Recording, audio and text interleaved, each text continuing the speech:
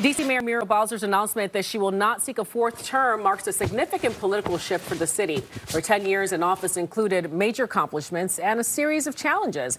Well, today, George Mason University policy and a government scholar, Dr. Michael Fauntroy, joins us to break down what this moment means for the district and who could step into the race next. Thank you so much for joining us. Happy to be with you. First question, how significant is this news that she is not seeking a fourth term?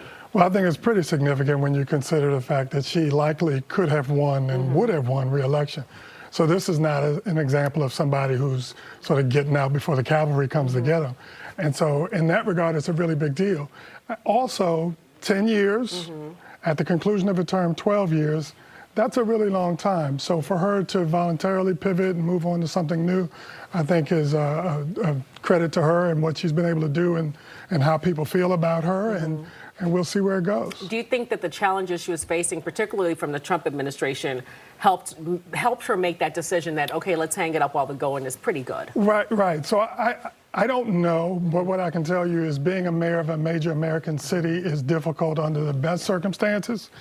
Add to that this business with President Trump and the unique circumstances between the president and the district government and Congress and all of that.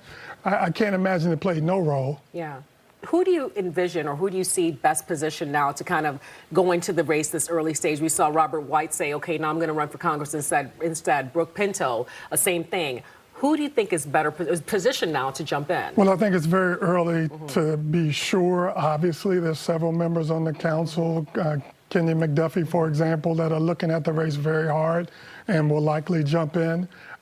You mentioned Robert White. I'm not going to be surprised if one of the candidates for Congress decides instead to run for mayor because there's just a wide open field right now. The 2026 elections are going to be very different than anything we've seen in the city since 1990 when both seats were open. Someone stepping into the mayoral shoes after Bowser obviously will face the challenges. You've got the commanders back now in the district. At least we hope that deal doesn't fall apart. It still could in some ways.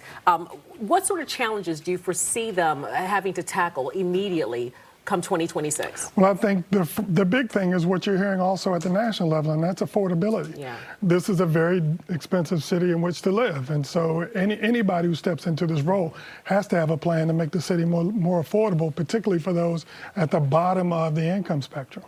For someone like Bowser, what do you foresee, or what do you think happens next? Is she done with politics? Is that it? So I don't think she's done with politics. By the way, she and I haven't talked about this. I have no idea, right? But we're just tapping into your political acumen here, right? But I will tell you, she's young enough, right? So this is just a pause, perhaps just a pivot in terms of her public service. Yeah. I could see her serving as the Secretary of Housing and Urban Development in a Democratic administration. So the sky's the limit for her in many ways. Someone, again, stepping in, the next mayor. What kind of DC does this next mayor have to have to craft? Right. Well, first off, you have to have your own vision, right? There are some things that you may like that have been done before, and you try to continue those things. But I think to be the best possible leader, you have to have thought about what you want to do and have a plan to get it done. And again, that will be governed a lot by the issues that you face as you walk in the door. Some of this stuff, we don't yet know what the next issue may be. A lot yet to decide. If you were to call it, who do you think's got next? I know, putting you on the spot. It's early.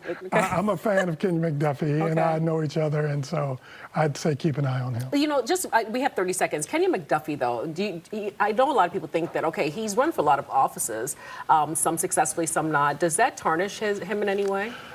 No, because he hasn't lost. Okay. You know, I mean, it'd be one thing if you're running and losing all the time, but that's not the case with him. Okay. We'll have to leave it there. Michael Fauntroy, you're coming back. Sure.